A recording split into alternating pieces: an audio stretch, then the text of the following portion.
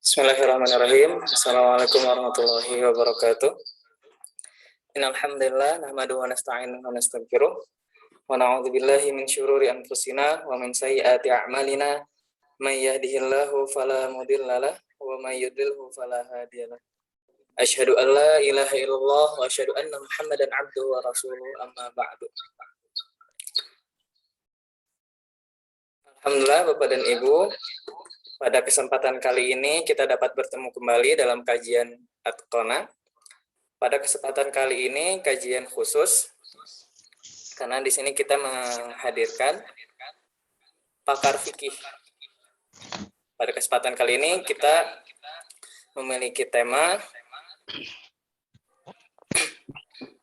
memahami penyebab perbedaan dalam hukum fikih dilihat dalam kacamata ulumul Quran. Insyaallah yang akan menjadi pemateri adalah Ustadz Firman Arifandi.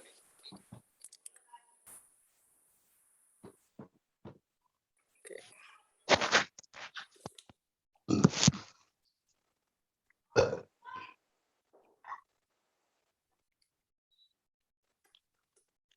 Sebelumnya saya bacakan CV beliau. Assalamualaikum Ustadz Firman. Waalaikumsalam warahmatullahi wabarakatuh. Alhamdulillah kita dapat bertemu kembali setelah lama tidak bertemu. Insyaallah. Terakhir ketemu tahun berapa Ustaz? 2016. Antum pulang itu? 2015, 2016 lah kira-kira. 2015-16 ya? Iya. Ya, alhamdulillah sekitar 6 tahun kita tidak berjumpa dan pada kesempatan kali ini kita dapat berjumpa kembali. Saya akan bacakan dulu CV dari Ustadz Firman ini. Nama lengkap Firman Arifandi, LLB MS. Sekarang beliau tinggal di Pejaten Timur, di Jakarta Selatan. Pendidikan Pondok Modern Darussalam Gontor, lulus pada tahun 2005. S1 jurusan fikih perbandingan mazhab di International Islamic University Islamabad, lulus pada tahun 2012. S2 jurusan usul fiqh atau Islamic Jurisprudence di International Islamic University Islamabad, Pakistan, lulus pada tahun 2016. Aktivitas sekarang dosen tetap di Universitas Yarsi Jakarta. Dan beliau juga adalah tim asatid di Rumah Fikih Indonesia. Bisa dilihat nanti searching ya, www.rumahfikih.com. Ya. Mungkin untuk sekadar pembukaan, kita mengetahui bahwa Al-Quran itu sebagai rujukan utama dalam mengetahui hukum-hukum Islam. Ketika ada sesuatu hal terjadi, maka kita kembali kepada Al-Quran. Tapi apakah kita bisa kembali kepada Al-Quran secara letterlock? Ataukah kita bisa kembali ke Al-Quran khususnya dalam permasalahan fikih tanpa melihat kaidah-kaidah ilmu usul fikih? Bisakah kita menafsirkan ayat-ayat Al-Quran yang berkaitan dengan fikih hanya dengan melihatnya dari ulumul Qur'annya saja, atau bahkan dalam perkembangan yang sekarang ini di dunia tafsir banyak yang menggaungkan hermeneutika. Apakah bisa kita menafsirkan ayat-ayat fikih dengan hermeneutika? Nah, ini semua insya Allah akan dibahas oleh Ustadz Firman Arifandi. Tidak usah berlama-lama ya, karena kita sudah haus akan ilmu yang akan disampaikan oleh Ustadz Firman Arifandi. Kepada Ustadz Firman Arifandi kami persilahkan. Baik, terima kasih waktunya pada Ustadz Rumi. Yang saya hormati para jemaah, para alim. Bismillahirrahmanirrahim. Assalamualaikum warahmatullahi wabarakatuh. Waalaikumsalam warahmatullahi wabarakatuh. Alhamdulillahirabbil alamin. Alhamdulillahilladzi akrama man ittaqa bi mahabbatihi wa au'ada man khalafahu bi ghadabihi wa 'adzabihi. Asyhadu an la ilaha illallah wa asyhadu anna sayyidana Muhammadan abduhu wa rasuluhu la nabiyya ba'dah. Rabbi shrah li sadri wa yassir li amri wa hlul 'uqdatam min lisani yafqahu qawli. Alhamdulillah kita bisa duduk dalam majelis ilmu ya insyaallah dengan wasilah dari Atqona Academy ini menjadi keberkahan untuk kita semuanya. Amin ya rabbal alamin. Salawat dan salam kita aturkan kepada junjungan kita Nabi Muhammad sallallahu alaihi wasallam yang telah membawa kita umatnya dari zaman yang syarat dengan ketidaktahuan menuju kepada zaman yang syarat dengan ilmu. Baik para jemaah yang dirahmati Allah, kawan-kawan yang dirahmati Allah, tema yang diberikan kepada saya sebenarnya adalah terkait masalah tentang ikhtilaf ya, tentang perbedaan, memahami penyebab perbedaan dalam hukum fikih. Nah, sebelum saya jauh-jauh berbicara tentang hukum fikih ya, di mana kadang-kadang dalam satu permasalahan itu terjadi beberapa cabang. Misalkan dalam suatu permasalahan A, ulama dari madhab Hanafi berbeda pandangan dengan Maliki, Syafi'i, dan Hambali, begitu juga sebaliknya. Ya, atau mungkin mereka sepakat dalam suatu pendapat tapi berbeda dengan dalam pendapat yang lainnya. Itu sering sekali terjadi dalam urusan ilmu fikih. Nah, kenapa bisa demikian? Ya, karena fikih ini ketika kita berbicara tentang fikih, fikih itu apa? Ya, fikih itu al-ilmu bil ahkami syar'iyyatil amaliyah al-muqtasabu min adillatiha tafsiliyah. Ilmu yang berbicara tentang hukum syariat yang berkaitan dengan amaliyah, ya, syariat amaliyah yang diraih melalui metode digali melalui dalil yang terperinci hukum-hukumnya. Nah, begitu kita berbicara dalil yang terperinci, maka dalil itu kan tidak selalu Al-Qur'an, tidak selalu hadis. Gitu ya. Tidak selalu Al-Qur'an, tidak selalu hadis. Bisa jadi dia melalui ijma'nya para ulama, bisa melalui qiyas, bisa melalui masalih mursalah, melalui istihsan, istishab syar'u man qablana, al-'urf dan lain sebagainya. Nah, ini jadi dalil itu tidak selalu adalah Al-Qur'an dan Al-Hadis. Ini prinsip yang pertama.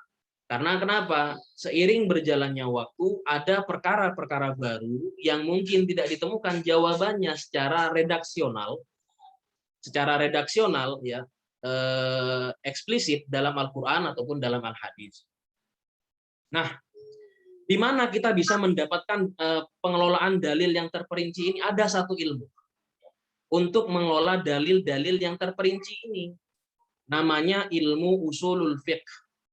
Ilmu usul fiqh ini berbicara tentang dalilul fiqhi ala sabilil ijmal. Berbicara tentang dalil-dalil fiqh yang terperinci tadi melalui jalan yang general. Gitu ya. Jadi ketika kita berbicara ulumul Quran, bagaimana mengelola dalil dalam Al-Quran sehingga menarik kesimpulannya sebagai sebuah ketentuan hukum harus diolah terlebih dahulu melalui ilmu usul fiqh. Kenapa?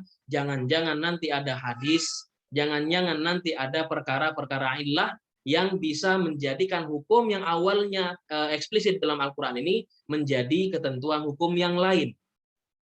Gitu ya. Jadi orang yang belajar ilmu usul fiqh itu harus belajar yang namanya ulumul Quran.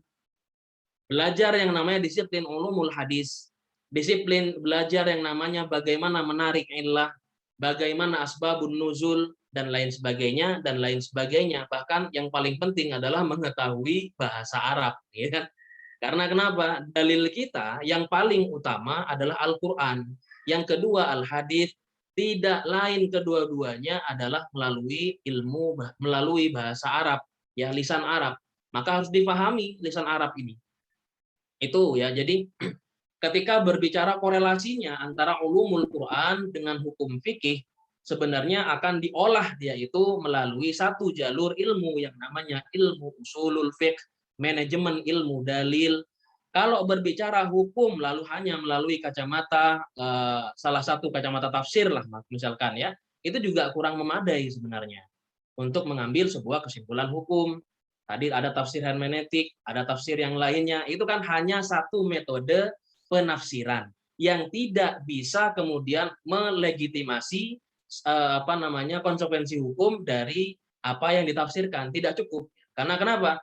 Jangan-jangan lafadz dalam Al-Qur'an ini mujmal yang butuh mubayyin. Kalimat-kalimat yang ada dalam Al-Qur'an yang diambilnya jangan-jangan adalah kalimat yang general, yang butuh penerang, butuh sesuatu yang eksplisit. Di mana didapatkannya? Jangan-jangan ada di hadis. Jangan-jangan ada dalam qaul sahabat.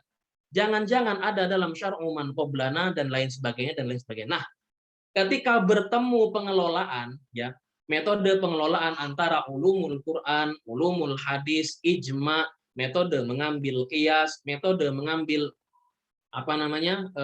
latar belakang yang ada dalam hadis ataupun dalam Al-Qur'an. Nah, disinilah ilmu usul fiqh itu berbicara. Yang kemudian nanti gitu ya, ulama-ulama ini dari 4 mazhab ini melalui metode tersebut mereka bisa berbeda pendapat. Oke. Sebelumnya saya akan coba share screen ya. Kenapa kok sebelum terkait masalah penyebab dari perbedaan ini. Semoga ya bisa nih, alhamdulillah. Nah, oke. Bisa kebaca ya? Belum muncul, Ustaz. Oke, sudah. Oke. Nah, sebelum sebelum jauh-jauh kita bicara ya bicara masalah perbedaan pendapat ini, saya ingin kasih kuis dulu kepada para jemaah. Ya, nanti hadiahnya adalah naik haji. Naik haji bila mampu. Ya. Saya kasih pertanyaan dulu. Pertama, manakah pesawat terbang di bawah ini yang paling bagus? A. Boeing 737, B. Airbus A330, C. Hercules, D. tidak tahu. Ya, silakan yang mau jawab. Siapapun boleh menjawab. Ayo coba, boleh di-unmute. Mic-nya boleh di-unmute. Silakan para peserta boleh menjawab. Ayo, jawab dulu pertanyaan pertama. Manakah pesawat di bawah ini yang paling bagus? A. Boeing 737, B. Airbus, C. Hercules, D. tidak tahu karena lagi WFH misalkan. D. tidak tahu. Ada yang jawab D. tidak tahu. Airbus. Mungkin, ada yang jawab Airbus. Udah sering terbang internasional.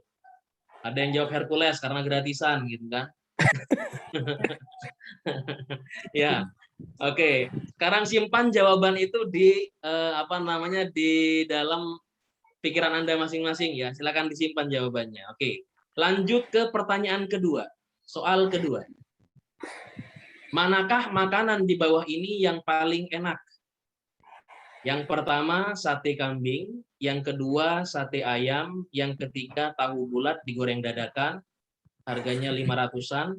Kemudian yang keempat, apa aja yang penting gratis. Silakan unmute. D. Apa aja yang penting gratis? Sate kambing. Nah, ada yang bilang sate kambing. Tapi saya yakin dominan ini jawabannya D nih. apalagi yang mental mahasiswa. Sudahlah, D, apa aja yang penting gratis. Gitu biasanya. Oke. Mahasiswa kita satu. Oke, sampai di sini sekarang keep dulu jawaban Anda. Silakan di-mute lagi suara Anda. Oke, sekarang begini. Dari pertanyaan pertama dan pertanyaan kedua, kira-kira jawaban kita berbeda atau tidak? Berbeda ya, pasti berbeda. Di soal pertama, jawaban kita bisa berbeda, alasannya mungkin karena pengalaman kita berbeda. Yang kedua, pengetahuan kita berbeda. Melalui mungkin ada yang sering browsing, lalu bilang, Hercules paling enak mungkin, atau mungkin Airbus paling enak, padahal kalau naik Hercules itu fisiknya minta ampun gitu kan, naik Hercules itu sama kayak naik bis antar kota gitu kan. Nah, ada yang bilang tadi Boeing paling enak gitu kan, karena kenapa? Pengalaman kita berbeda, pengetahuan kita berbeda, yang ketiga interest kita juga berbeda. Akhirnya di soal pertama gitu ya. Di soal pertama jawaban kita pasti berbeda. Lalu masuk pertanyaan kedua, manakah makanan paling enak? Saya yakin ya dominan di antara kita, sekalipun ada 1, 2 tadi yang jawab sate kambing, tahu bulat mungkin gitu ya, yang menjawab berbeda, tapi dominan di antara kita jawabannya sama, apa? D. apa aja yang penting gratis gitu. Kenapa demikian? Karena pengalaman kita sama, barangkali, ya kan? Interest kita juga bisa jadi sama. Pokoknya gratis dia pasti enak, gitu kan? Nah, itulah dalam satu permasalahan saja kita bisa beda. Pengalaman kita berbeda. Interest kita juga berbeda. Begitu juga terkait masalah hukum fikih. Fikih itu ya apalagi yang masalah furuknya itu tidak sama dengan urusan akidah. Fikih itu sangat memungkinkan sekali terjadi perbedaan-perbedaan yang ada di dalam. Ya, yang satu bilang A, yang dua bilang B, yang satu bilang halal, yang kedua bilang haram. Itu sangat mungkin sekali terjadi. Maka ya, adanya madhab yang kemudian memunculkan perbedaan pandangan hukum dalam agama kita itu sebenarnya sangat wajar sekali.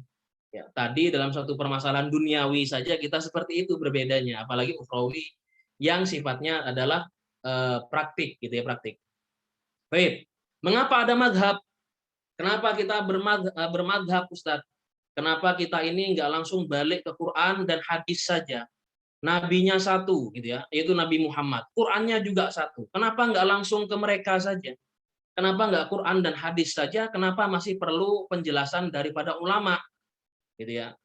Pertama begini, Rasulullah Shallallahu Alaihi Wasallam itu bersabda, khairul quruni qarni, tsummal ladzina yalunahum, tsummal ladzina yalunahum. Sebaik-baik era itu adalah eraku, kata Rasulullah. Berarti era siapa? Eranya Rasulullah dan era sahabat. Tsummal ladzina yalunahum, kemudian era yang mengikutinya. Era siapa? Era tabi'in. Ya. Lalu ada siapa lagi? Tsummal ladzina yalunahum, kata Rasulullah. 2 kali disebutkan oleh Rasulullah. Berarti ada dua era. Era siapa lagi? Era tabi'ut tabi'in. Nah, Rasulullah bilang sebaik-baik era itu eraku, era Rasulullah dan era sahabat. Tsummal ladzina yalunahum, kemudian adalah era yang mengikutinya, yakni era tabi'in. Lalu era setelahnya yaitu tabi'ut tabi'in. Nah, di era tabi'in dan tabi'ut tabi'in inilah muncul ulama-ulama madhab yang masih diyakini oleh Rasulullah sebagai sebaik era. Kenapa demikian? Karena rantai keilmuan itu masih orsinil, nyampe sama Rasulullah. Nyampe kepada Rasulullah di era ini sampai abad ketiga daripada Hijriah, 200 Hijriah. Ya, itu masih orsinil era keilmuan itu. Jadi sahabat masih mewariskan ilmunya Rasulullah kepada para ulama ba'dahu yaitu tabi'in dan kepada ulama setelahnya yaitu tabi'ut tabi'in. Nah, Imam Abu Hanifah itu masih di pertengahan beliau. Beliau hidup di antara tabi'in, masa tabi'in dan tabi'ut tabi'in di 80 Hijriah sampai 150 Hijriah. Gitu ya. Maka ulama-ulama madhab ini yaitu Imam Abu Hanifah, Imam Malik, Imam Syafi'i, Imam Ahmad bin Hambal ya itu masuk kepada era terbaik yang dijanjikan oleh Rasulullah sebagai apa? Sebagai orang-orang atau masa yang masih memegang keilmuan yang masih orsinil sampai kepada Rasulullah. Para ulama mengatakan ya al-isnadu minad dini laulal isnadu laqala man syaa ma syaa. Apa isnad itu? Isnad itu rantai keilmuan gitu ya. Rantai ilmu itu adalah bagian dari agama. Laulal isnadu, kalaulah tanpa sanad, tanpa rantai gitu ya. Laqala man syaa ma syaa. Nah, ini terjadi di zaman ini. Laulal isnadu laqala man syaa ma syaa. Kalaulah tanpa sanad itu gitu ya, maka setiap orang akan berbicara sesuka hati mereka terkait masalah agama, suka-suka mulut mereka nantinya. Muncul mufasir-mufasir baru di zaman ini, ya kan? Muncul mufti-mufti baru yang kadang dikasih buku kuning, kitab kuning aja nggak tahu bacanya. Itu banyak seperti itu sekarang. Ini yang mengerikan, gitu ya. Barulah di era-era setelahnya, di era-era setelah ulama madhab ini, muncullah ulama-ulama hadis. Ada Imam Bukhari, Muslim, Ibnu Majah, Tirmidzi, Abu Daud, Nasai, Daruqutni, Ibnu Hibban, dan lain sebagainya. Yang mana ya ulama-ulama hadis ini kurang tahu apa masalah hadis. Mereka paham banyak masalah hadis, gitu ya kan? Mereka paham banyak masalah hadis, tapi ulama-ulama hadis ini justru masih berguru kepada ulama-ulama madhab. Dan mereka bermadhab. Ulama hadis ini bermadhab. Sekalipun ada dari hadis yang mereka riwayatkan, ya, sesuatu yang bertentangan dengan madhabnya tetap dipakai. Ya, Imam Bukhari itu kalau kita buka Syiarul Alamin Nubala atau dalam kitab-kitab apa namanya Tabaqatus Syafi'iyah Al-Kubra, ya. Imam Bukhari itu dalam Tabaqatus Syafi'iyah Al-Kubra misalkan, atau mungkin dalam kitab yang lainnya ya bisa dicari, beliau tidak meriwayatkan masalah kunut subuh. Tapi beliau konon katanya berkunut gitu. Kenapa? Karena tidak cukup hanya melalui riwayat hadis saja. Gitu ya. Yang beliau riwayatkan. Kemudian ulama-ulama yang lainnya ada yang meriwayatkan kunut tapi nggak berkunut. Karena kenapa? Lain lagi perbedaan di situ gitu. Ya. Imam Tirmidzi itu konon melalui 2 fase. Beliau berkunut lalu meninggalkan. Nah, gitu ya. Padahal beliau meriwayatkan gitu. Ini uniknya di sana ya. Jadi sekalipun ulama-ulama hadis ini meriwayatkan banyak hadis, tapi jangan salah paham bahwasanya mereka ini juga bermadhab dan mereka belajar dari ulama-ulama madhab. Maka mereka ulama hadis ini tidak ada yang ngomongin halal haram, tidak ada yang berijtihad. Menjadi mujtahid itu tidak ada. Karena kenapa? Imam Ahmad bin Hambal sendiri bilang apa? Di sini dikatakan, ya Imam Ahmad bin Hambal bilang seorang mujtahid itu harus hafal dan menguasai minimal 500.000 hadis. Ini baru ulumul hadis ya. Ulumul Quran lebih jelimet lagi. Kan? Ini baru ulumul hadis, harus menguasai minimal 500.000 hadis. Ingat, menguasai bukan hafal. Kalau cuma hafal, anak kecil kita jejeli setiap hari bisa hafal dia. Tapi ini harus menguasai. Menguasai itu sanad-sanadnya sampai tahu dia. Ya dari periwayat dari kalangan tabi'in siapa, sahabat siapa, kemudian bagaimana statusnya, apakah dia ini sikoh atau tidak. Nah, itu harus dikuasain. Ini kata Imam Ahmad bin Hambal. Harus minimal seorang mujtahid bisa ngomong halal haram, ini mubah, ini makruh, ini mustahab, ini haram gitu. Itu seorang mujtahid itu harus hafal dan menguasai 500.000 hadis minimal. Kok pede Imam Ahmad bin Hambal bilang begitu? Ya, kalau kita buka nih ya dalam Syiarul Alamin Nubala, Imam Ahmad bin Hambal itu hafal dan menguasai 1 juta hadis, Bapak-bapak sekalian. Ya, 1 juta hadis yang beliau hafal. Beliau ini berguru kepada Imam Syafi'i. Di antara guru-gurunya Imam Ahmad bin Hambal adalah Imam Syafi'i. Imam Syafi'i berguru kepada siapa? Imam Malik. Kira-kira kalau muridnya hafal 1 juta, gurunya hafal berapa? Gitu kan. Nah, ini Ahmad bin Hambal bilangnya minimal 500.000. Beliau hafalnya 1 juta. Gitu ya. Ini Imam Ahmad bin Hambal luar biasa. Nah, sekarang kita lihat perbandingannya dengan ulama-ulama hadis. Saya buka. Di sini ada kitab-kitab hadis yang diriwayatkan oleh para ulama hadis, ya. Jadi kitab hadis itu bukan cuma Bukhari Muslim, Pak, ya. Para jemaah sekalian, bukan cuma Al-Muwatta, bukan cuma Sunan Tirmidzi, Nasa'i, bukan.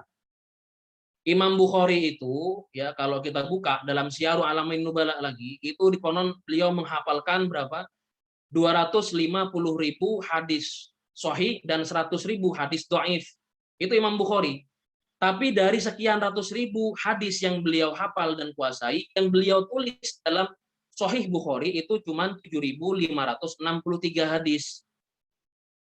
Ya, katakanlah seandainya semua hadis ini berbeda-beda riwayatnya atau matannya, ya redaksionalnya berbeda, ada 40 kitab hadis yang ya spesifik berbicara masalah hadis saja yang diwariskan kepada kita sampai detik ini. Ada 40 kitab hadis, ada Mu'jam Tabrani, mungkin jarang dengar ya.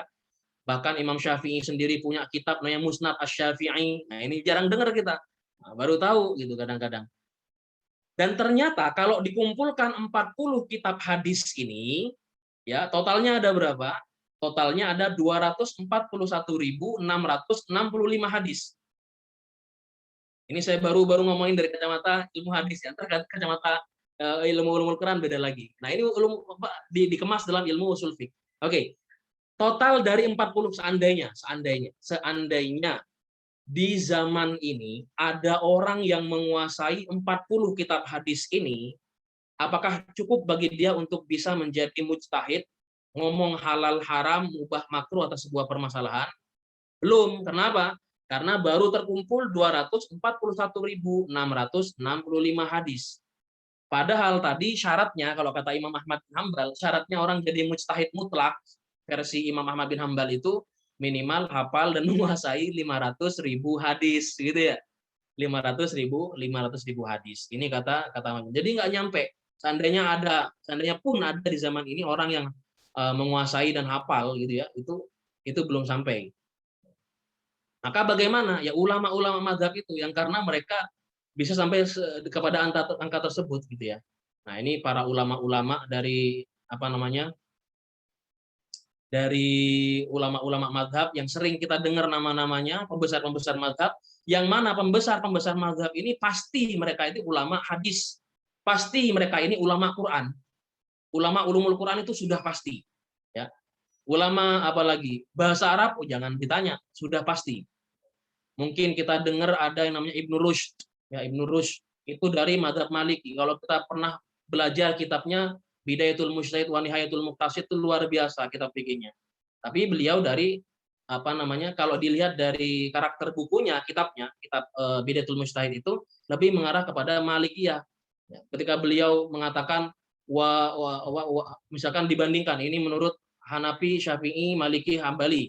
Lalu beliau nanti akan menutup dengan kata-kata walladzi amilu ilaihi ana. Gitu ya. Maksudnya apa? Yang aku condong kepadanya, pendapat yang lebih aku condong kepadanya. Lihat, beliau masih mengatakan aku condong kemana?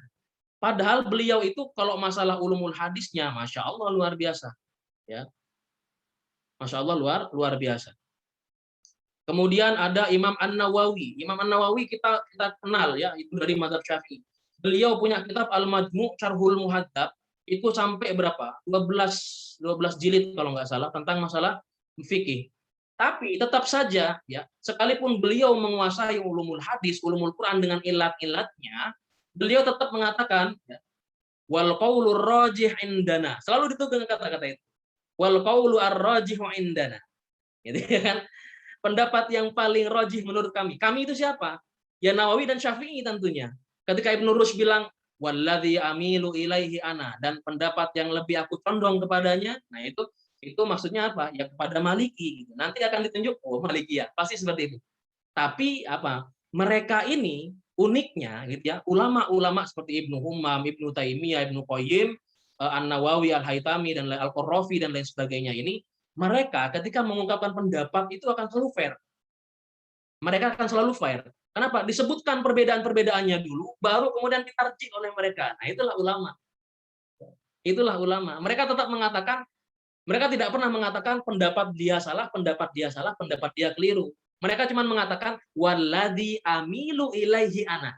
Pendapat yang saya lebih condong kepadanya adalah pendapatnya Malikiyah, Syafi'iyah. Kalau Imam An-Nawawi tidak pakai amilu ilaihi ana, tapi mengatakan wal qaulur rajih indana. Nah itu ya kan, indana apa nantinya, pendapat yang apa, pasti dominan Asy-Syafi'i, kalau enggak kadang-kadang kepada Hambali. Nah seperti itu ya. Imam An-Nawawi sama Ibnu Qudamah itu hidup satu kota, sama-sama di Damaskus ya, tapi bisa berbeda pendapat dan sama-sama gitu ya mempunyai apa namanya, pendukung yang sama-sama banyak gitu ya, pengikut yang sama-sama banyak. Uniknya pendukung mereka di zaman itu sama-sama di Damaskus gitu ya. Sama-sama di Damaskus, nggak ada itu saling perang-perangan. Hujat-hujatan kayak kita di medsos zaman ini itu nggak ada. Nah, itu karena emang nggak ada medsos. Tapi setidaknya omong-omongan di belakang itu nggak ada gitu ya kan. Nah, itu Ibnu Qudamah sama Imam An-Nawawi hidup satu era gitu ya. Ar-Rafi'i juga juga demikian. Nah, Imam Ar-Rafi'i ini yang Ar-Rafi'i atau Romli yang Ar-Rafi'i yang melanjutkan penulisan kitab Al-Majmu' Syarhul Muhadzabnya Imam An-Nawawi gitu ya. Baik. Ini baru dari satu kacamata. Ya, ini kitab Madzhab Hanafi ada banyak ya, ada Al-Mabsut yang paling terkenal, ada Badha'i Waswana'i, fi Tartibi Asy-Syara'i ya. Daradul Mukhtar di Madzhab Maliki, nanti ada Az-Zakhirah. Di kitab Az-Zakhirah ini teman-teman ya, di kitab Az-Zakhirah kalau antum mau ini itu tercantum di dalamnya bahwasanya ya, tercantum di mukaddimahnya Az-Zakhirah itu, orang kalau mau menguasai ilmu fikih harus menguasai yang pertama bahasa Arab. Yang kedua ulumul Quran dan disiplin-disiplinnya. Pusing, Pak. Ya kan? Ulumul Quran dan disiplin-disiplinnya. Itu ulumul Quran dan disiplin-disiplinnya. Bukan cuman menghafal Al-Quran, bukan cuman baca terjemahan Al-Quran, bahaya. Apalagi cuman mengandalkan terjemahan Al-Quran lalu ngambil kesimpulan. Nah, ini orang awam zaman sekarang seperti ini. Beliau mengatakan ulumul Quran ya, dan disiplin-disiplinnya. Nanti antum mau bahas disiplin ilmu ulumul Quran nanti ya sama Kang Rumi nanti ya. Kemudian ini dalam madzhab Maliki, dalam madzhab Syafi'i ada banyak, ada Syarhul Muhadzab, ini yang paling utama, ini ada Nihatul Matlab yang saya punya, itu Tuhfatul Muhtaj punya Imam Ibnu Hajar Al-Haytami. Kemudian dalam madzhab Hambali ada Majmu'ul Fatawa punya Ibnu Taimiyah. Kemudian ada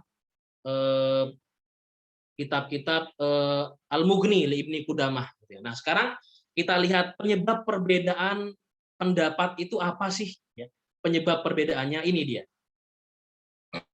Ini dari kacamata dua kacamata ilmu ya, kacamata ulumul hadis dan ulumul Quran. Cuman saya terlalu banyak menyebutkan kata-kata hadis. Sebenarnya nas saja, kita katakan nas. Ya. Pertama, perbedaan status hadis, al-ikhtilaf fi thubutil hadis. Ya. Kemudian yang kedua, kontradiksi dalil, ta'arudul adillah. Kalau dalam ilmu usul fiqh, dalam ilmu ulumul Quran nanti ada istilah ta'arudul adillah.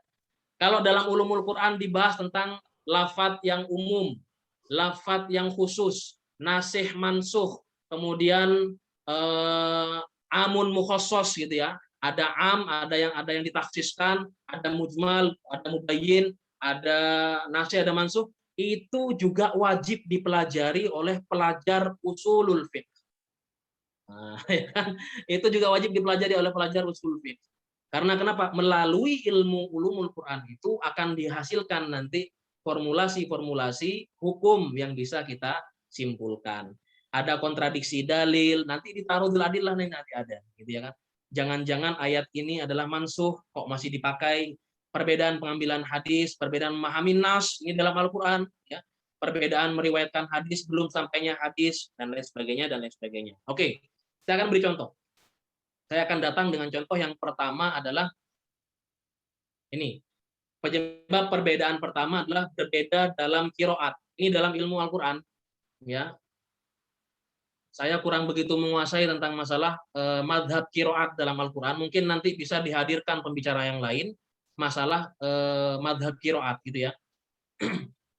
Ada beberapa dosen kami di PTIQ itu perguruan ilmu Al-Quran yang memang konsentrasi dalam madzhabul qiraah itu memang sampai putih rambutnya, karena kenapa ya, jelimet gitu kali ya kan. Berbeda dalam qiraat. Saya kasih satu contoh, misalnya apa, dalam surah Al-Maidah ayat 6 dikatakan ya bismillahirrahmanirrahim ya ayyuhalladzina amanu idza qumtum ilas sholati faghsilu wujuhakum wa aydiyakum ilal marafiq wamsahu biru'usikum wa arjulakum ilal ka'bain. Ini versi Al-Quran yang sampai di Indonesia. Ya. Ini juga menjadi bacaannya Imam Nafi' ya, Al-Kisai itu membacanya warjulakum. Sehingga konsekuensinya seperti yang kita pahami ya, versi fikih kita itu kalau kita wudhu ya kaki dibasuh, karena apa? Warjulakum di sana. Ya, warjulakum sama seperti wujuhakum wa aydiyakum.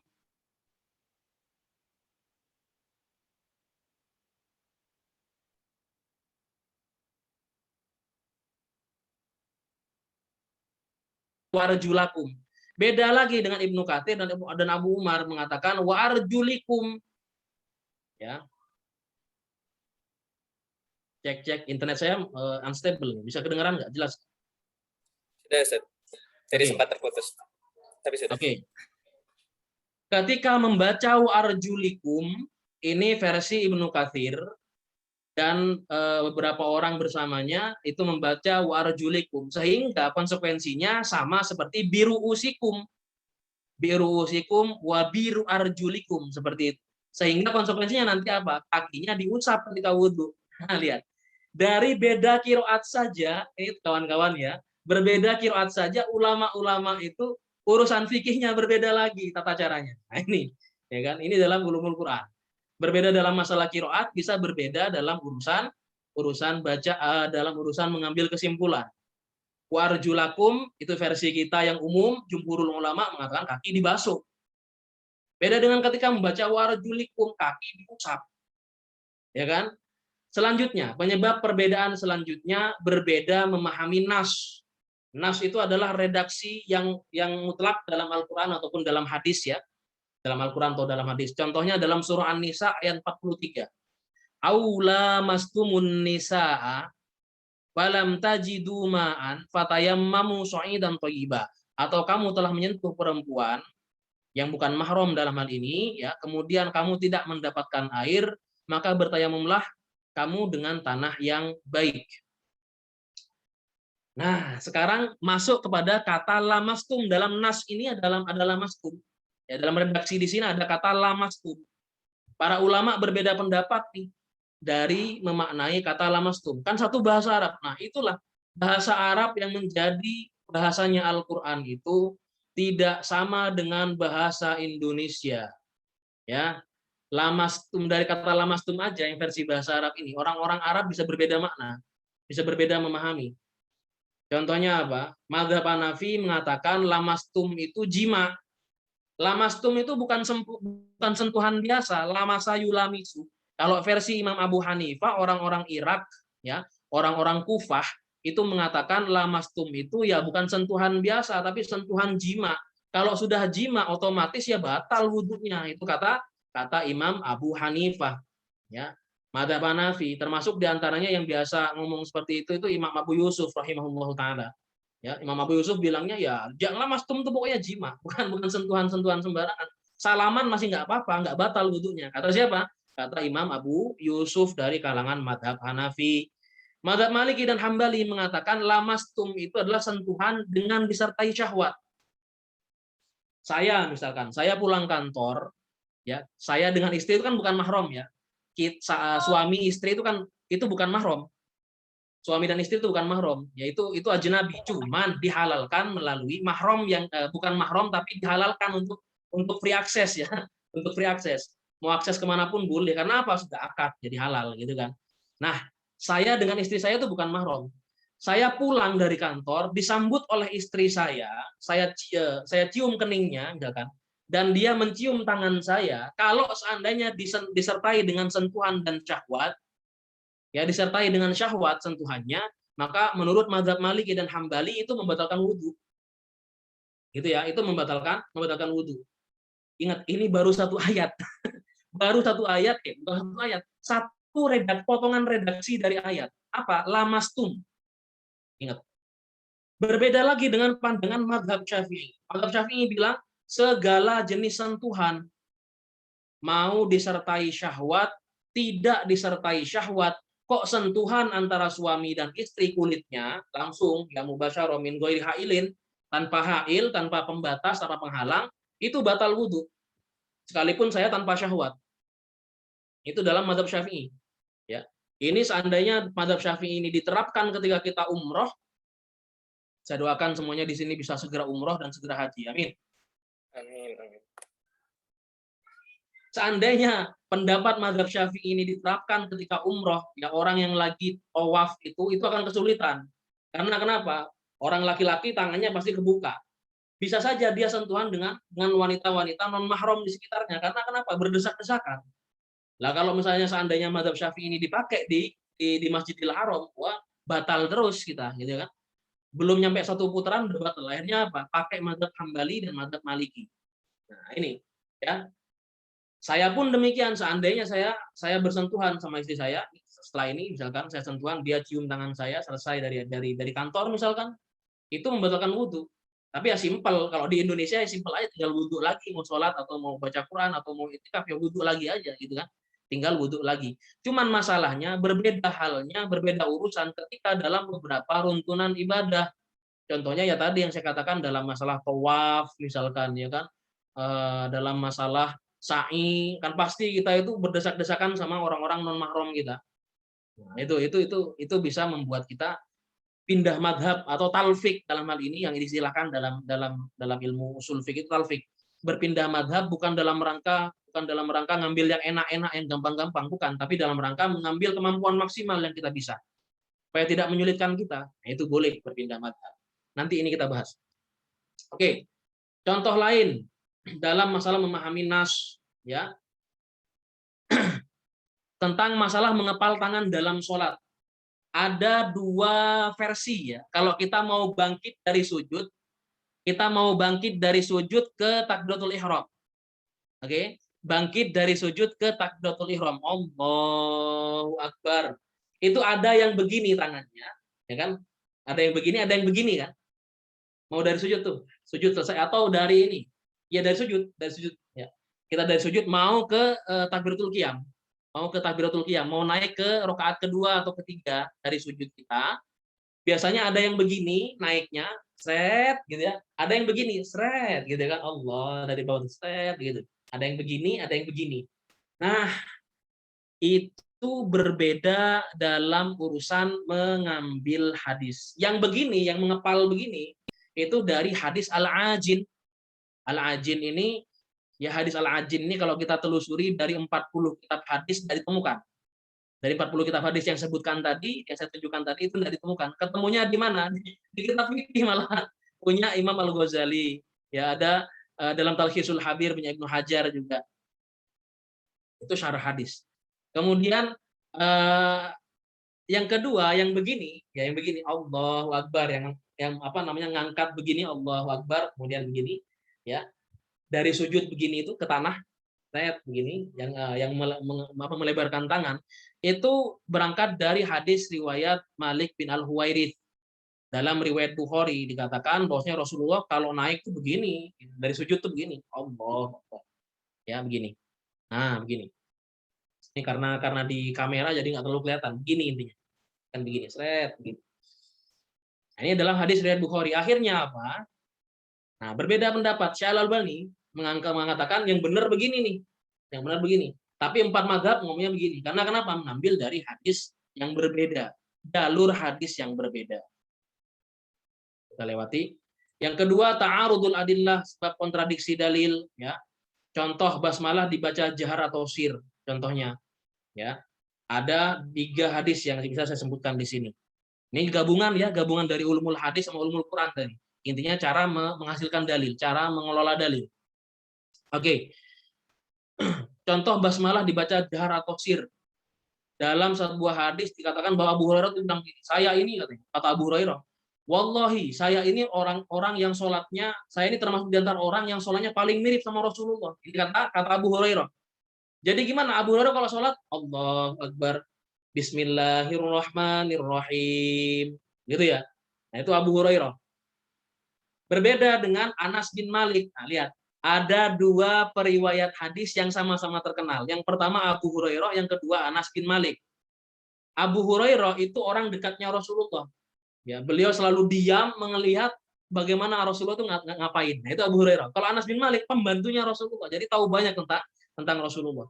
Anas bin Malik bilang apa? Aku sholat di belakang Rasulullah, Abu Bakar, Umar, Utsman. Beliau itu kalau mulai sholat tidak baca basmalah secara jelas, langsung alhamdulillah. Itu dalam riwayat Bukhari dan Muslim. Ya. Ini versi Abu Hurairah, versi Anas bin Malik bisa berbeda. Padahal dua-duanya orang dekat Rasulullah. Riwayatnya bisa berbeda, tapi jalur hadisnya sama-sama kuat, mutawatir juga. Nah, ini uniknya. Jadi kan periwayatnya sama-sama mutawatir, banyak dan sama-sama sahih. Nah, itu uniknya seperti itu. Ketika ditahrij ya, hadis-hadis ini ya apalagi riwayatnya Bukhari dan Muslim jangan diragukan lagi gitu kan. Hadis riwayat Daruqutni ketika di tahrij ternyata ini mutawatir dan masuk hadis yang kuat gitu. Kesimpulan hukumnya akhirnya apa? Lihat. Ini cara para ulama menyimpulkan kesimpulan hukum dari satu hadis dari Al-Qur'an juga. Ya kan? Pertama, mazhab Syafi'i mengambil hadisnya Abu Hurairah. Maka ketika di Indonesia gitu ya Allahu Akbar. Bismillahirrahmanirrahim, gitu kan? Nah, itu Syafi'i. Yang kedua, Hanafi dan Hambali bilang sir. Allahu Akbar. Ini kita kalau di Pakistan itu imam-imamnya pasti Bismillahirrahmanirrahim. Nah, bisik-bisik begitu. Ya kan? Atau Bismillahirrahmanirrahim. Alhamdulillahirabbil alamin. Itu Hanafi dan Hambali. Kalau Maliki, ya kita misalkan jalan-jalan ke Tunisia, jalan-jalan ke Maroko, itu kebanyakan Maliki. Allahu Akbar, langsung Alhamdulillahirabbil alamin. Tidak ada basmalah itu kedengaran, tidak ada. Kalau di Hanafi Hambali di Saudi, di Pakistan karena Hanafi, Saudi Hambali itu masih kedengaran Bismillahirrahmanirrahim atau Bismillahirrahmanirrahim. Itu biasanya. Kan? Nah, sekarang gini, Syafi'i pakai hadisnya Abu Hurairah, mutawatir dan kuat hadisnya. Maliki pakai hadisnya Anas bin Malik, mutawatir dan kuat. Sekarang pertanyaannya, Hanafi dan Hambali pakai hadis siapa?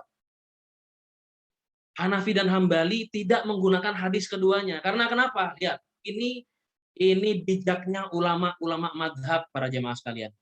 Ya, Hanafi dan Imam Abu Hanifah dan Imam Ahmad bin Hambal karena ngerti urusan Quran, ngerti menguasai urusan hadis, beliau bilang apa? Ini dua-duanya dalil ini sama-sama kuat, sama-sama mutawatir, sama-sama sahih. Maka kata Imam Abu Hanifah, gitu ya, Imam Abu Hanifah menggunakan metode al-jam'u wa taufiqu.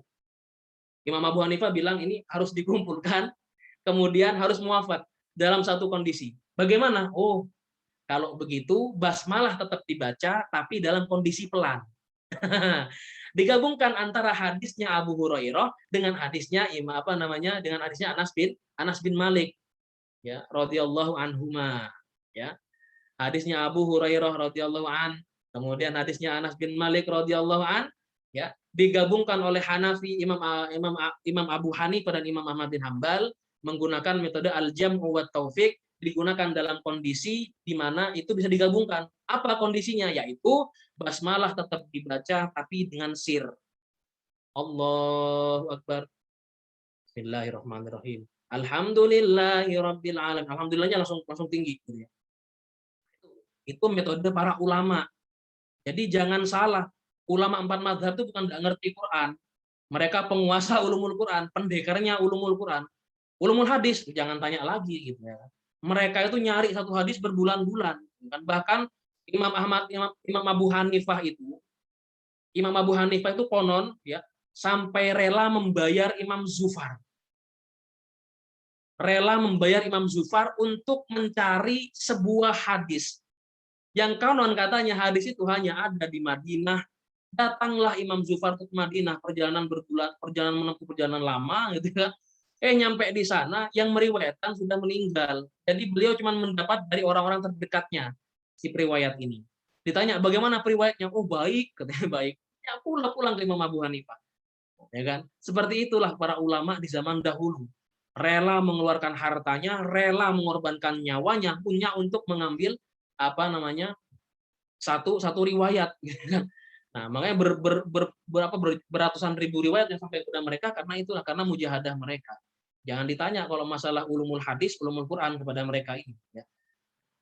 Saya punya pengalaman masalah basmalah ini. Ini mungkin belum pernah saya ceritakan ke Kang Rumi, ya, belum saya ceritakan.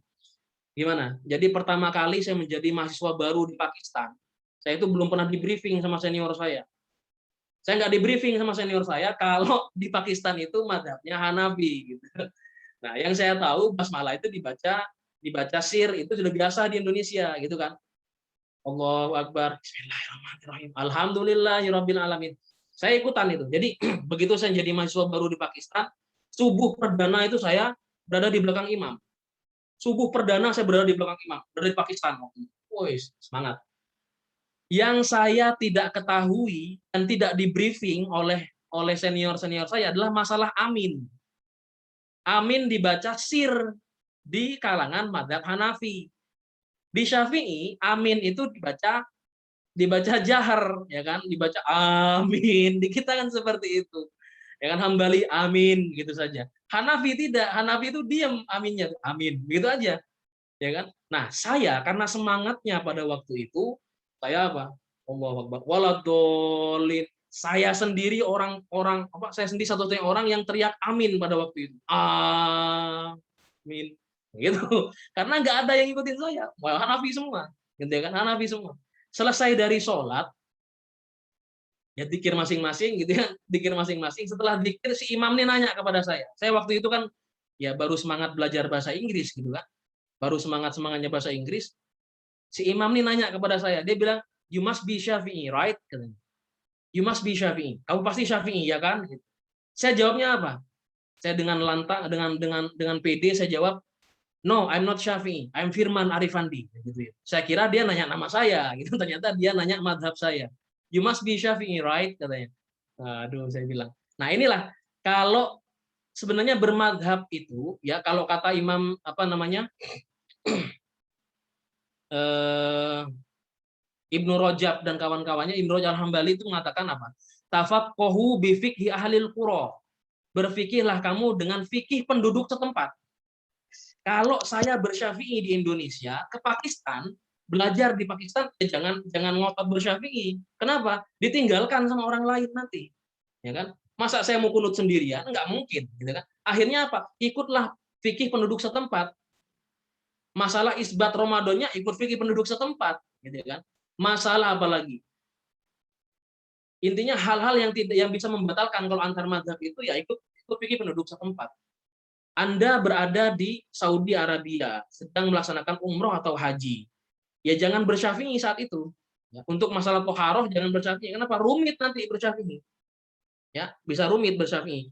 Talfik dalam hal ini atau berpindah madhab dalam hal ini, sepanjang kita masih tahu koridornya, masih tahu dalil-dalilnya yang dipakai oleh setiap madhab, maka itu diperbolehkan karena apa? Hajah. Ya. Seandainya kita melakukan madhab syafi'i di Saudi akan sering batal kita. Karena kenapa? Sering berdempetan sama wanita.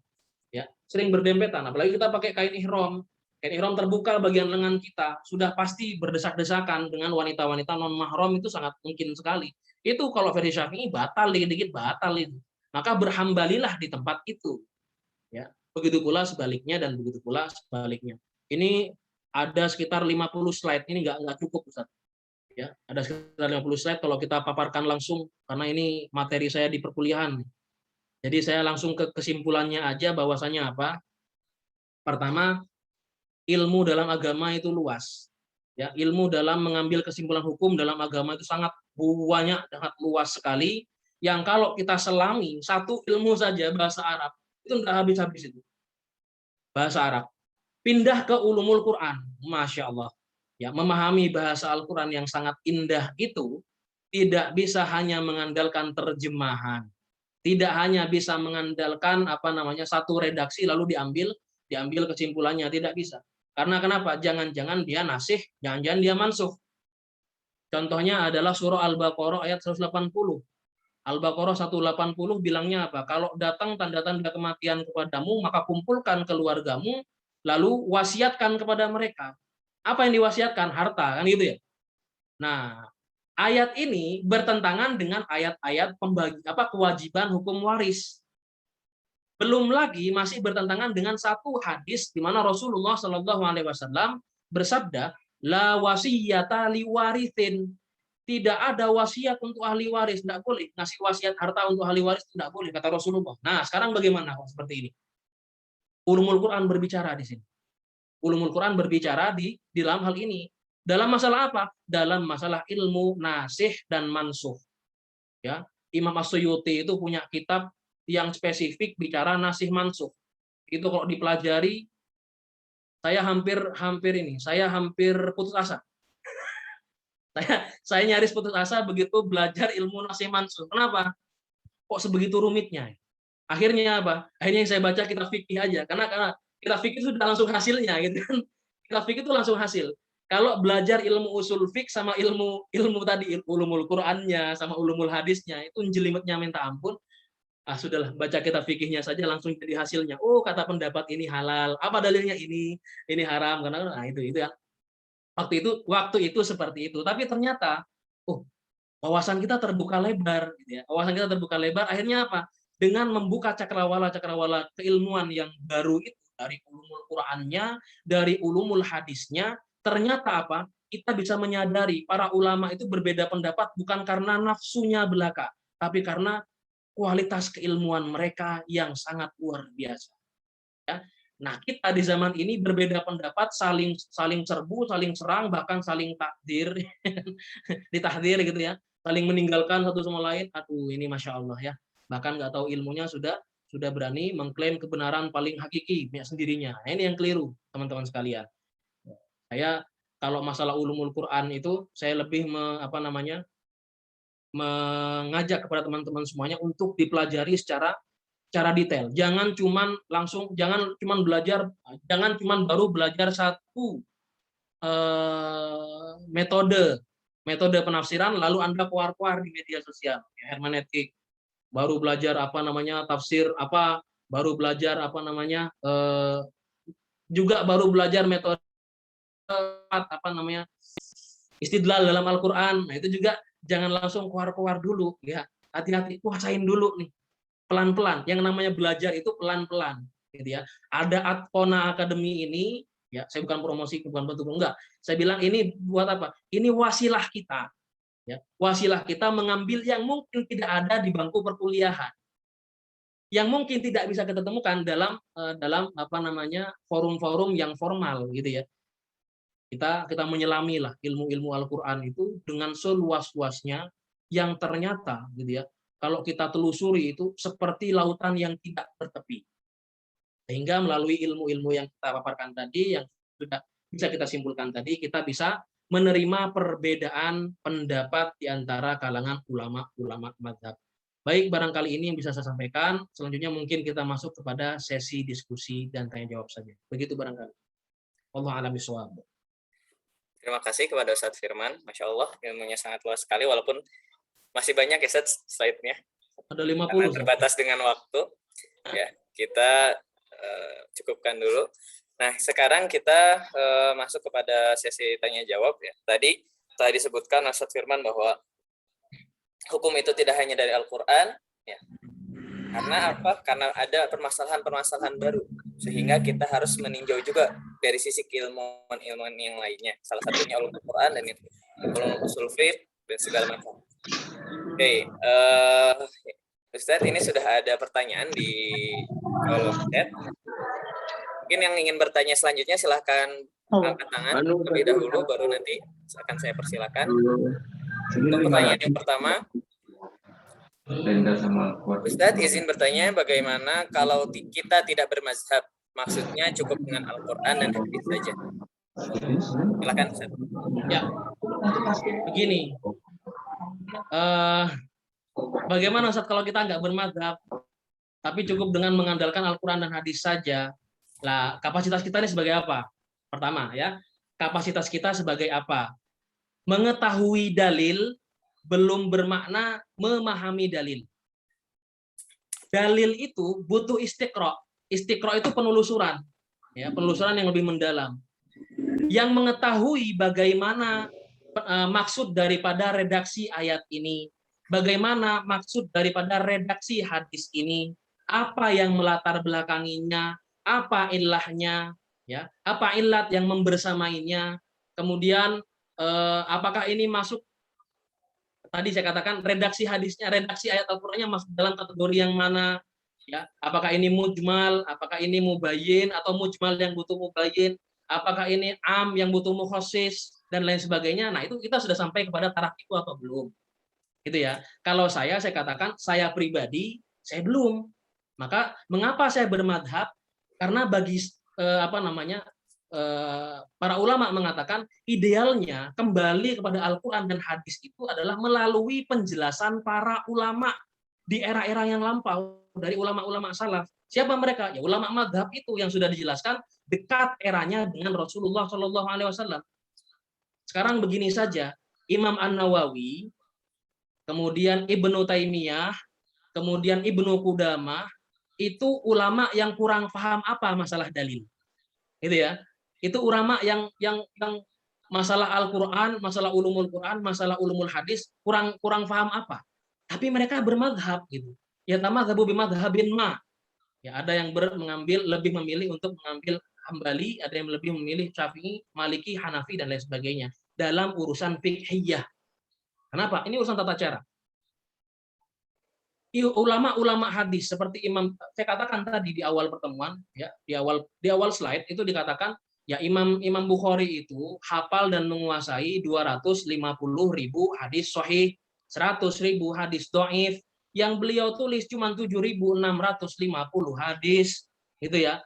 Sebanyak itu yang beliau hafalkan, beliau bermadhab. Imam Tirmidzi juga demikian, kurang tahu apa beliau masalah hadis, tapi beliau juga bermadhab. Ya itu jawaban saya seperti itu. Boleh nggak kita bermadhab? Itu pilihan Anda. Nggak mau bermadhab silakan. Tapi kira-kira Anda mengambil dalil dari mana? Dari hadis. Hadisnya siapa? Hadis riwayat Bukhari. Oke. Jangan-jangan hadis dalam riwayat Bukhari itu sahih, ya, mutawatir, tapi tidak terpakai. Jangan-jangan. Karena kenapa? Saya kasih contoh dalam hadis riwayat Muslim. Ada 2 hadis masalah Rasulullah makan daging unta itu ya. Masalah Rasulullah makan daging yang dibakar. Dalam satu riwayat hadis dalam riwayat Muslim, itu dikatakan bahwasanya Rasulullah habis makan daging itu wudhu, daging yang dibakar, daging yang dimasak, itu wudhu. Lalu di riwayat setelahnya, dalam riwayat Muslim, ini dalam riwayat yang sama, dikatakan bahwasanya Rasulullah nggak wudhu lagi, nggak wudhu lagi langsung sholat. Lalu beliau minta makan daging itu lagi. Riwayatnya sama riwayat Muslim. Sama-sama riwayat Muslim. Ini kira-kira apa yang dipahami dari 2 hadis yang berbeda ini sama-sama riwayat Muslim? Kalau para ulama bilangnya hadis riwayat Muslim yang pertama itu mansuh, lalu dinasih oleh apa? Oleh hadis yang kedua di mana Rasulullah nggak berwudu lagi setelahnya. Nah, itu kan metode seperti itu di mana kita pahami? Difahami melalui jalur ulama-ulama salaf, ya, melalui jalur ulama-ulama salaf, ya diantaranya ulama-ulama madhab itu. Maka untuk kembali memahami Al-Quran dan Al-Hadis, idealnya ya lihat kitab-kitab itu melalui ulama-ulama madhab. Idealnya seperti itu. Anda nggak mau bermadhab, itu pilihan Anda. Tapi saya katakan bermadhab itu kebutuhan kita ya di zaman ini. Kecuali kalau memang apa namanya kapasitas keilmuannya udah di atas rata-rata ya, barangkali ya silahkan. Jadi saya nggak mengatakan bermadhab, tapi mengetahui madhab. Anda mengetahui dalam madhab ini seperti ini, oh oke, silahkan. Sepanjang Anda tahu dalil yang digunakan oleh madhab ini. Lalu kemudian mengambil dalam satu qadhiyah yang lainnya, menggunakan madhab A, B, itu diperbolehkan sepanjang mengetahui maksud daripada dalil tersebut. Itu barangkali. Lalu bagaimana dengan orang awam? Gitu ya? Apakah orang awam itu, apakah orang awam itu boleh, apakah orang awam itu harus mengetahui madhab? Ya orang awam itu kalau kata Ibnu Qudamah, sebentar saya buka dulu. Apa kata Ibnu Qudamah? Nah ini unik ini. Kata Ibnu Qudamah apa? Qaulul alimi indal ami dalilun. Untuk orang awam ya. Perkataannya orang yang alim indal ami bagi orang-orang awam itu sudah menjadi dalil. Jadi kalau Anda datang ke pelosok-pelosok desa, mereka sholat dengan suatu tata cara, lalu Anda tanya, dalilmu apa? Nah, jangan tanya ke mereka dalil, mereka nggak belajar dalil. Tanyalah kepada mereka, siapa yang ngajarin kamu? Nah, itu sudah cukup bagi dalil bagi mereka. Kalau mereka bilang, kiai saya yang ngajarin begini, ya, Ustadz Ahmad yang ngajarin saya seperti ini, Ustadz Rumi yang ngajarin saya seperti ini, cukup bagi mereka menjadi dalil. Qaulul alimi indal ami dalilun. Orang awam itu dalilnya adalah pendapatnya atau ajarannya orang yang alim gitu ya. Itu seperti itu. Oke, terima kasih Ustaz Firman. Ada pertanyaan lagi di kolom chat. Ustadz, kalau di Eropa saat musim dingin yang sangat dingin di bawah 0, bolehkah saat berwudu bagian kaki diusap saja dengan tetap masih mengenakan kaos kaki?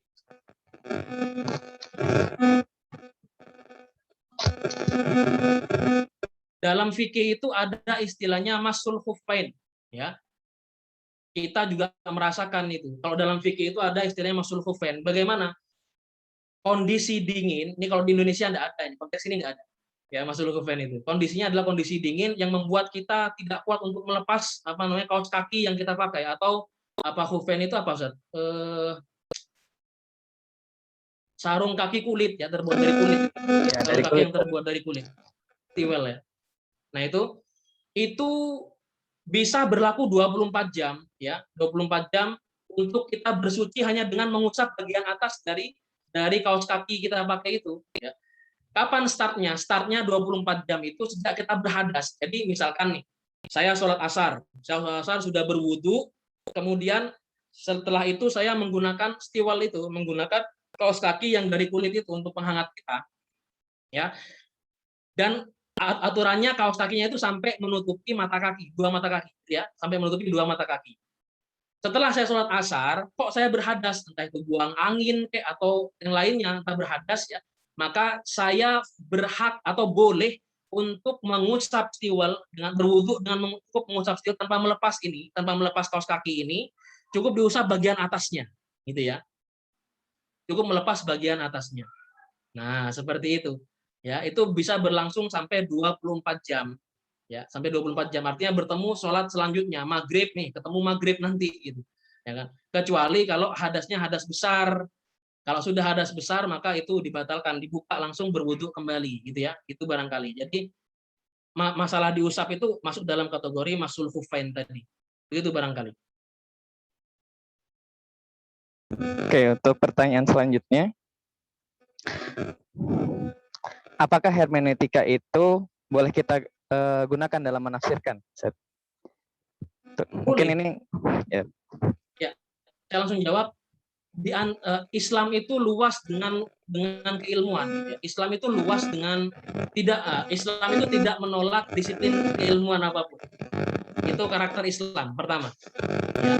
Nah, ada istilah tafsir hermeneutik, yaitu tafsir yang mengedepankan metode-metode Romawi, metode-metode ulama, metode-metode apa namanya sejarah lampau, filsafat kuno, gitu ya, filosofi kuno menggunakan pendekatan seperti itu, penafsiran seperti itu. Boleh apa enggak? Ya boleh saja, enggak ada masalah.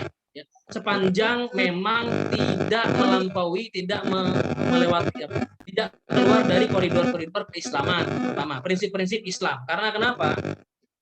Islam yang dibawakan oleh Nabi Muhammad SAW dengan Islam yang dibawakan oleh nabi-nabi sebelum Nabi Muhammad itu secara syariat berbeda, syariatnya berbeda, sekalipun akidahnya sama, yaitu membawa kepada Tuhan yang satu, gitu ya, membawa kepada keesaan.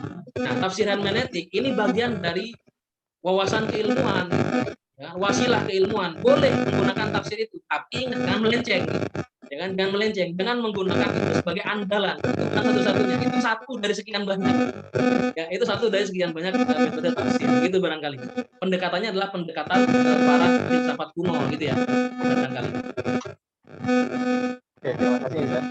Oh ya, belum. Selanjutnya lagi. Oh ya, silakan. Ya, metode tafsir itu bukan satu-satunya jalan menempuh kesimpulan hukum.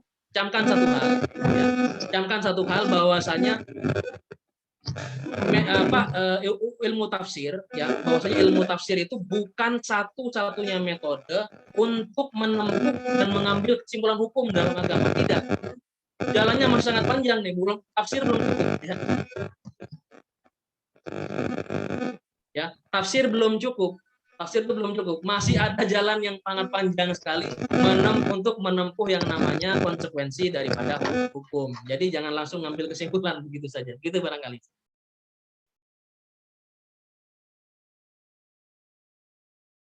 Ya, Oke, terima kasih Ustaz Firman Arif Andi.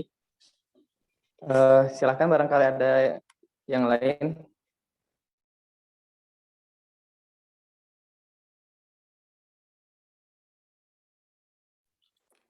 Silakan apabila ada yang ingin bertanya kembali.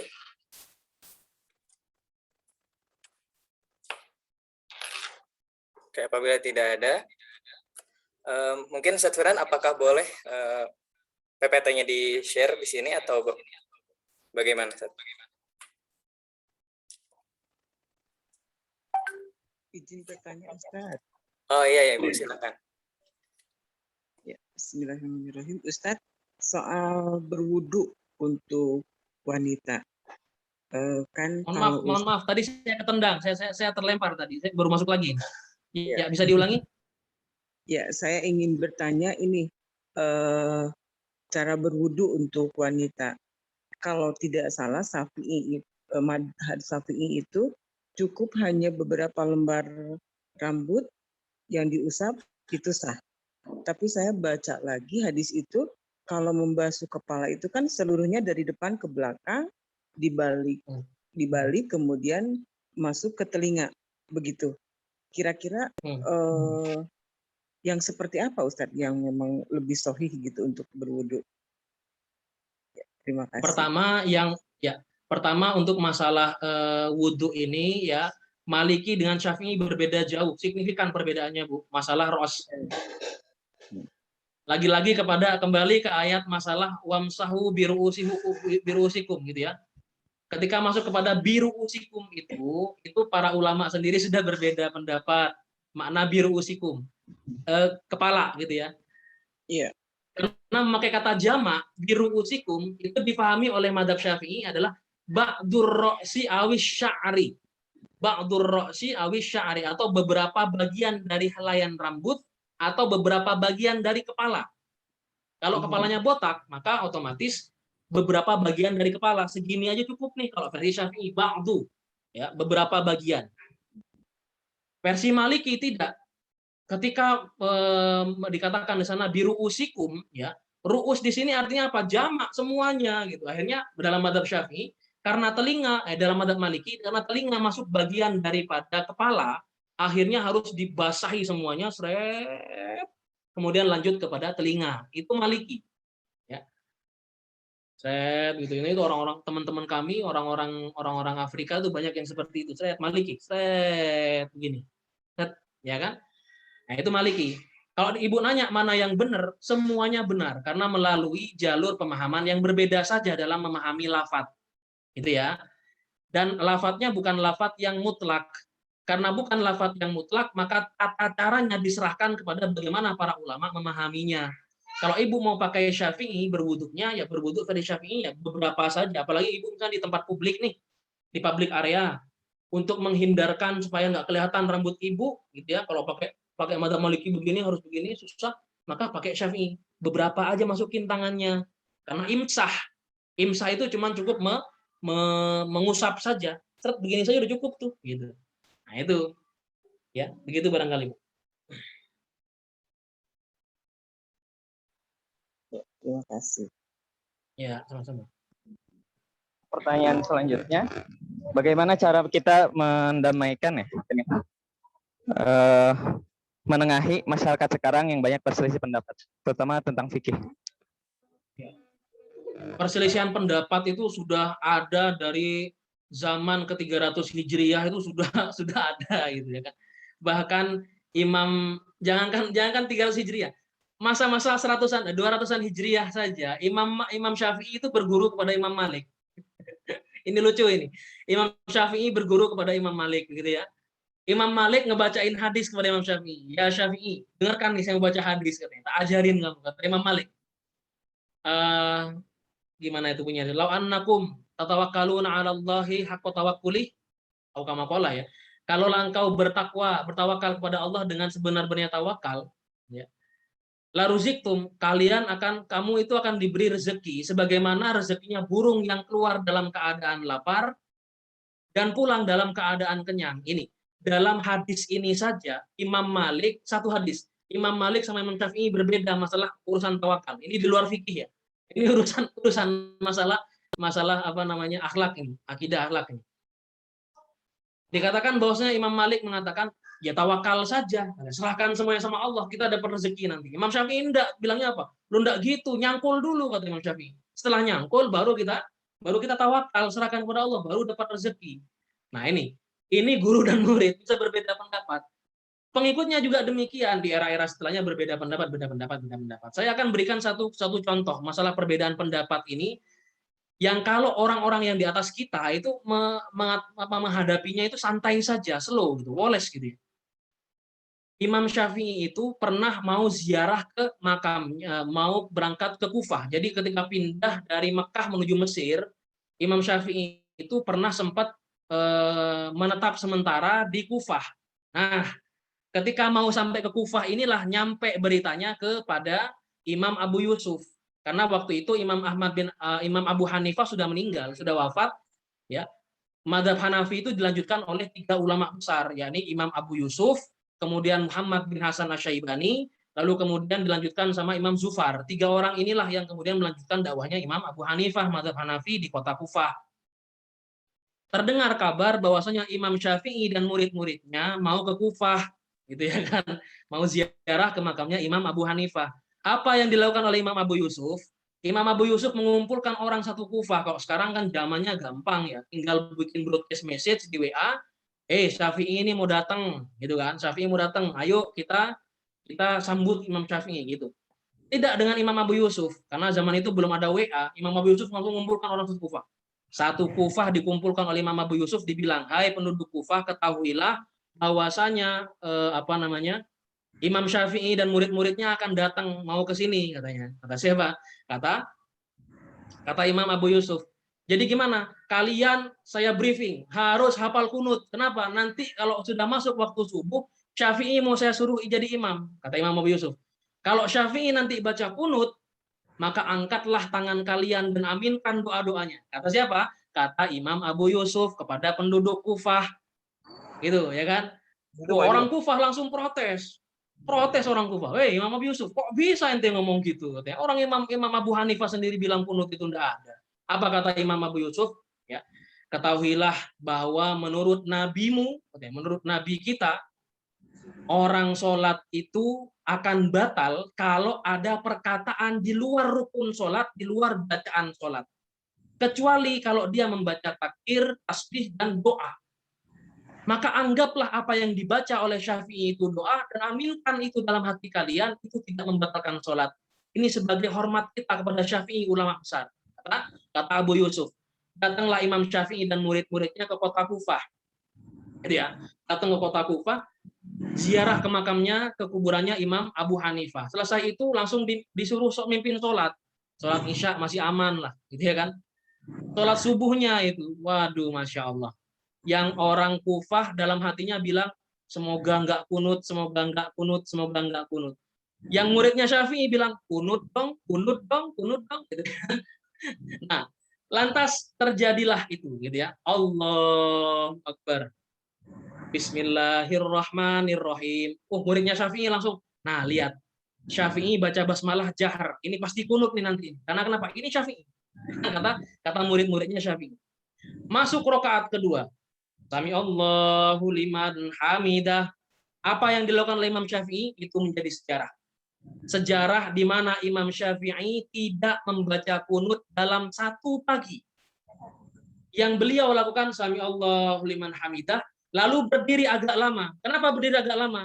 Imam Syafi'i mempersilahkan murid-muridnya untuk baca kunut dan membiarkan orang-orang Kufah untuk menunggu sedikit supaya orang yang baca kunut biar baca. Tapi Imam Syafi'i tidak baca kunut. Lalu kemudian beliau bersujud, selesai sholat, Assalamualaikum, Assalamualaikum. Imam Abu Yusuf maju ke depan.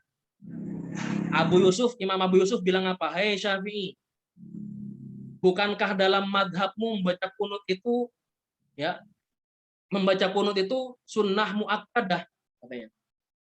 Aku ini sudah capek-capek nge-briefing orang satu Kufah supaya baca kunut, katanya. Kok ente nggak baca kunut sekarang? Apa kata Imam Syafi'i?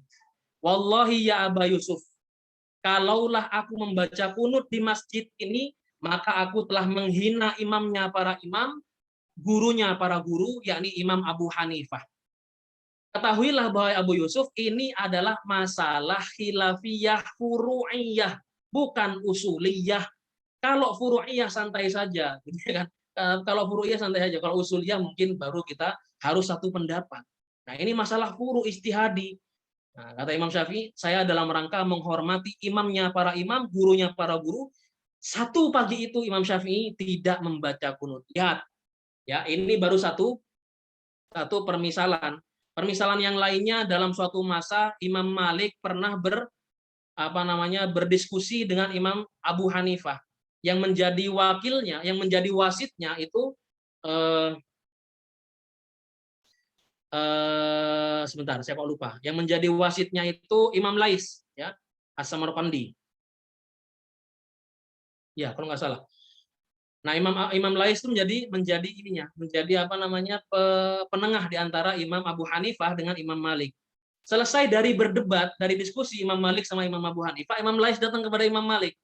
Ya Imam Malik, mengapa tadi sepanjang engkau berdiskusi dengan Imam Abu Hanifah, sesekali kau angkat pecimu, kau usap kepalamu, katanya. Kata Imam Lais. Apa kata Imam Malik?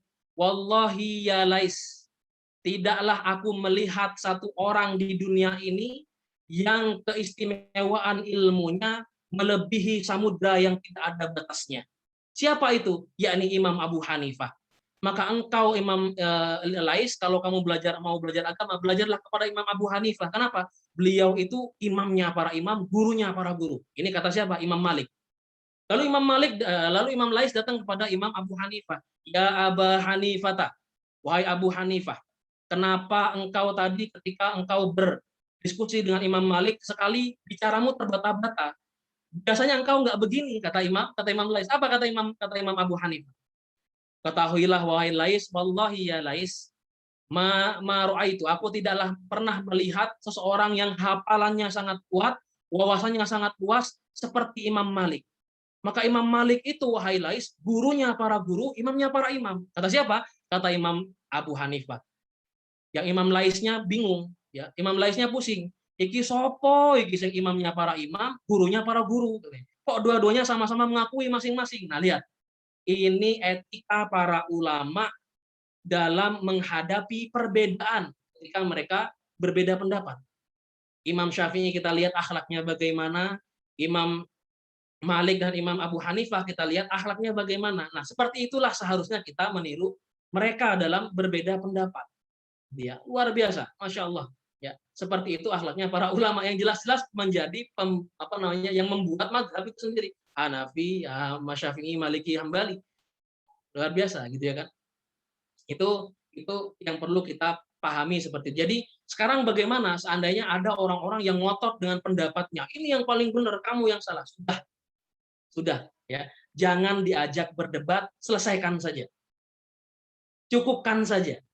Anda pilih yang itu, monggo, karena itu memang ada landasannya. Saya pilih ini. Saya milih yang ini karena kenapa? Ini adalah landasannya. Landasannya siapa? Pendapatnya mazhab. Dalilnya apa? Ini dalilnya dalam kitab-kitab mereka. Selesai masalah. Gitu ya. Biarkan yang sana misalkan ngotot, silakan. Kita tetap menjaga diri untuk tetap tasamuh kepada mereka. Gitu ya, tetap menghormati pendapat-pendapat mereka. Begitu barangkali. Wallahu a'lam bishawab. Oke, Masya Allah. Terima kasih pada Ustadz Firman. Ilmunya sangat luas sekali ya. Pada sore ini kita sudah dihidangkan banyak sekali ilmu. Oke, Ustadz Firman, mungkin yang terakhir ini tadi ada permintaan untuk PPT, Ustadz. Apakah boleh? Ya.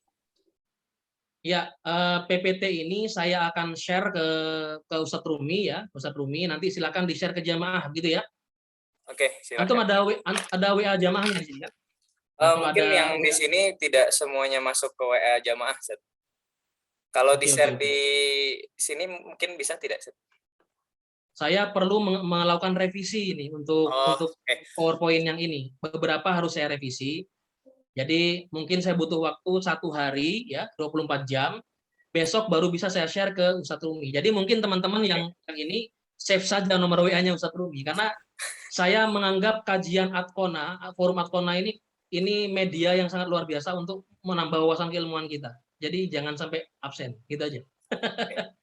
Gitu barangkali. Oke, bagi yang ingin PPT-nya silahkan save nomor saya di 0, atau saya sambil tulis juga di kolom chat ya, 0823 1583 4684. Sekali lagi 0823 1583 4684. Sudah saya share di kolom komentar. Nanti silakan saja WA saja nomor saya, atau mungkin bisa chat di Instagram ya. Ada Instagramnya Adkona Academy. Ataupun kalau teman-teman ada yang tadi sempat keluar atau sempat tidak terdengar, nanti bisa dilihat di channel YouTube kami, Adkona TV. Insya Allah nanti akan kami share juga rekamannya. Dan juga diberitahukan kepada teman-teman bahwa kajian Adkona ini insya Allah tiap minggu ada. Antara hari Ahad ya. Jadwal asalnya itu Ahad pagi. Tapi kondisional, tergantung dengan jadwal saya. Kalau saya ada jadwal di masjid, maka saya pindahkan ke jam 4 sore, tapi hari Ahad. Ataupun bisa di hari Sabtu seperti ini. Mungkin nanti teman-teman bisa cek update-nya dengan follow Instagram Adkona atau save nomor saya ya. Save nomor saya, nanti insya Allah akan selalu update kajian-kajian Adkona. Terima kasih. Mungkin Ustaz ada yang atau ada closing statement atau bagaimana? Di sini ada Ustadz Herianto sama Ustadz Ahmad tadi, mana ya Ustadz Ahmad? Ya, di sini ada Ustadz Herianto. Ya, beliau ahli kalau closing statement saya, kalau misalkan diminta closing itu saya minta beliau saja lah nanti. Kalau seandainya dipersilakan. Ya, di situ juga ya. Ada Ustadz Herianto. Ini juga senior saya di Pakistan. Ustadz Herianto mungkin bisa di on cam. Ustadz Herianto mungkin sedang berhalangan, Ustadz. Iya. Oh, lagi di jalan ternyata, Ustadz. Sedang nyetir. Oke. Orang sibuk beliau. Insyaallah. Silakan, Ustadz, mungkin dari antum closing statement. Oke. Sebagai closing statement pertama begini, Islam itu agama ilmu, ya. Islam itu agama ilmu, maka dan keilmuan itu tidak terbatas. Ya, ilmu itu nggak ada batasnya. Saya saat ini menjadi dosen di di Universitas Yarsi di Fakultas Kedokteran. Masya Allah, ada banyak perkara-perkara baru yang harus saya hadapi gitu, harus saya riset gitu. Contohnya masalah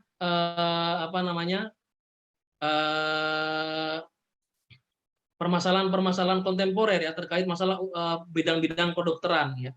Contohnya masalah kayak antum pernah lihat nggak di di Nas Daily ada daging yang nggak perlu, yang bisa kita makan tanpa harus dipotong, ya tanpa harus disembelih. Jadi cuman diambil selnya saja, karena selnya diambil kemudian di kopi ya gitu ya istilahnya ya. Itu menjadi permasalahan fikih sekarang gitu.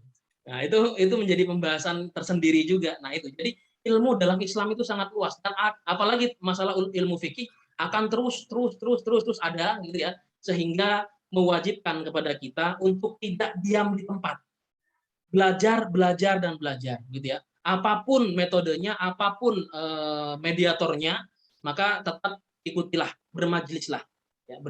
Begitu barangkali kalau menurut saya. Terima kasih kepada Ustadz Firman ya. Ilmunya pada hari ini, pada sore ini, pada kesempatan kali ini sangat banyak.